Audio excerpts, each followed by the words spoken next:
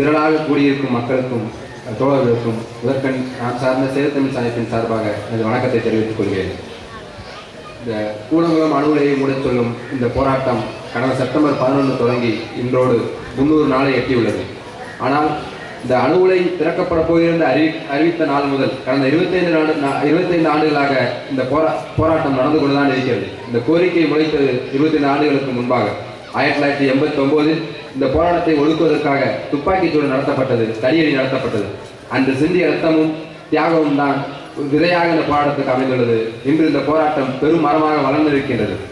இந்த மரத்தை ஆழ வேறுபடச் செய்து விரிந்து கிளை பரப்ப செய்ய வேண்டிய கடமையும் பொறுப்பும் என்று நமக்கு இருக்கிறது. விரிந்து கிளை பரப்ப செய்வதென்றால் இதை தமிழகம் தழுவிய போராட்டமாக மாற்றி அமைக்க வேண்டும். இந்த 300 நாட்களில் தமிழக அரசும் இந்திய அரசும் பல எண்ணற்ற சதிவேலைகளை செய்து இந்த போராட்டத்தை நசுக்க பார்த்தது. முதலில் அப்துல் கலாம் வந்தார். அவர் அணு உலை பாதுகாப்பானது என்ற கருத்தை சொன்னார்.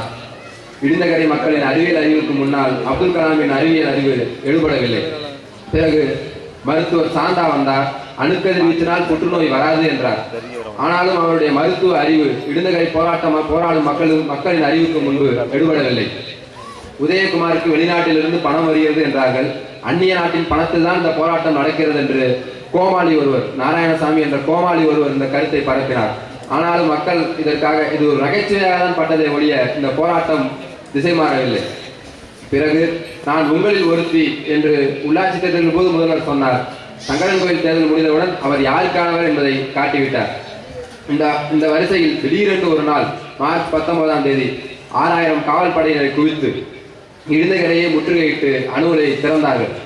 அந்த திறந்த நேரத்தில் கிட்டத்தட்ட இதுவரை 55,000 பேர் மீது வழக்கு தொடுத்துள்ளார்கள்.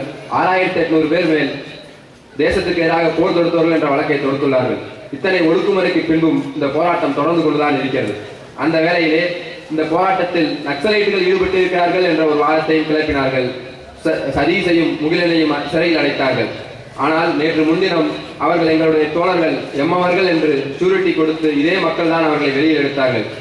வெளியிலிருந்து ஆதரிக்கும் ஆற்றல்களையும் இந்த மக்களையும் பிரிக்கும் இந்த அரசின் சதித்திட்டமும் இந்த வேளையில் தோற்றுவிட்டது.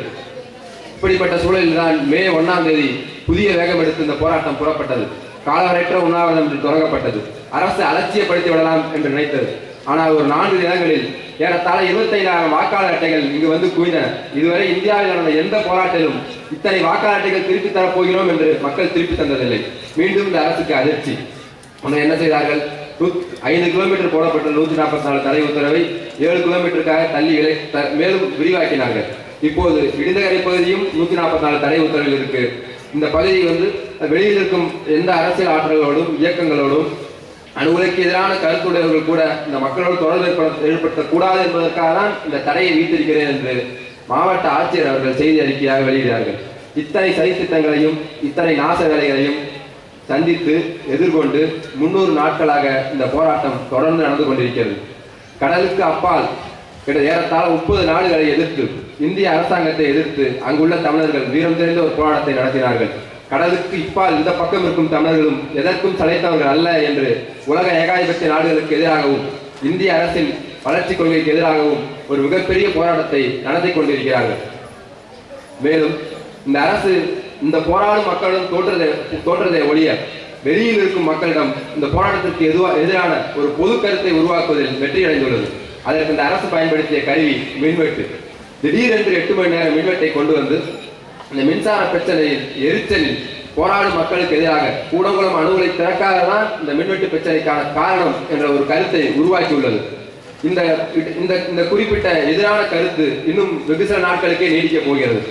ஏனென்றால் மின்வெட்டு பிரச்சனை நடந்து கொண்டிருக்கும் பொழுதே சென்னையில் மட்டும் 2 மணி நேரம் மின்வெட்டு, ஏனைய தமிழ்நாட்டின் பிற மாவட்டங்களில் 8 மணி நேரம் மின்வெட்டு இருந்தது. உள்ளூர் விவசாயிக்கும் சிறு குறு தொழிலுக்கும் இல்லாத மின்சாரம் பன்னாட்டு கம்பெனிகளுக்கு தங்குதடையற்ற மின்சாரமாக மானிய விலையில் போய்கொண்டிருக்கிறது.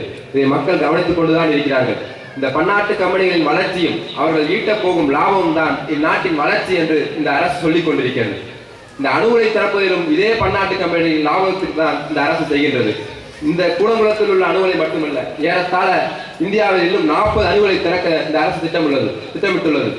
அணு உலைக்கு தேவையான எரிபொருள் யுரேனியம் அதுவும் இங்கில்லை.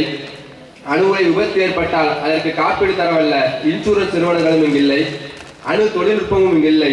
இத்தனையும் இல்லாத பொழுது 3% இருக்கும் அணுமின் உற்பத்தியை 7% உயர்த்த வேண்டும் என்று பிடிவாதமாக இருக்கின்றது இந்திய அரசு. ஏனென்றால் இதுபோல் 30-40 அணு உலைகளை திறக்கும் பொழுது இந்தியாவில் ஏறத்தாழ 5 லட்சம் கோடி ரூபாய் அணு சந்தை உருவாகப் போகிறது என்று அமெரிக்காவில் உள்ள பத்திரிகையில் எழுதுகிறார். இந்த 5 லட்சம் கோடி ரூபாய் சந்தையை அபகரிப்பதற்காக தான் பன்னாட்டு நிறுவனங்களும் இந்தியாவில் உள்ள பெரு முதலாளிகளும் இந்த அணு மின்சாரத்துக்காக இந்திய அரசை மாற தூண்டுகிறார்கள்.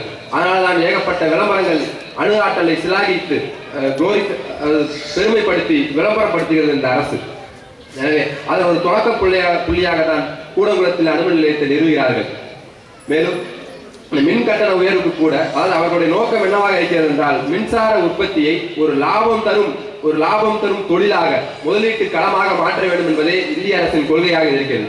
இதை தீர்மானிப்பதற்கோ தடுப்பதற்கோ எந்தவித உரிமையும் மாநில அரசுக்கு இல்லை. இதை திட்டவட்டமாக சொல்கிறது 2003 இந்திய அரசு இயற்றியுள்ள மின்சார சட்டம். மின்சாரத்துறையை வணிகமயமாக்கு, அதை தனியாரிடம் விடு என்று. தனியார், அதாவது 1990களில் வெறும் 1% கீழாக இருந்த தனியார் மின் உற்பத்தி இன்று 2009 காலகட்டத்தில் ஏறத்தாழ தமிழ்நாட்டில் 35% மின்சாரம் தனியாரிடமிருந்து வாங்கப்படுகிறது. தமிழக அரசே தயாரிக்கும் மின்சாரம் 2 ரூபாய் செலவில் தயாரிக்கிறது. ஆனால் தனியாரிடமிருந்து 8 ரூபாய்க்கும் 8 ரூபாயிலிருந்து 13 ரூபாய் வரை தனியாரிடம் மின்சாரத்தை கொள்முதல் செய்கிறது தமிழ்நாடு மின்சார வாரியம். தமிழ்நாடு மின் வாரியத்திற்கு 56,000 கோடி ரூபாய் கடன் இருக்கிறதாம். அந்த கடனை அடைப்பதற்காக தான் இன்று இந்த மின்சார கட்டணத்தை உயர்த்தியுள்ளது தமிழக அரசு. 2 மாதம் ஆகிவிட்டது கட்டணத்தை உயர்த்தி. இப்பொழுதுதான் முதல் மாத பில்லை மக்கள் கட்டப் போகிறார்கள். அதிலும் 300 ரூபாய் கட்டணம் கட்டியவர்கள் இன்று 750 ரூபாய் கட்டுகிறார்கள்.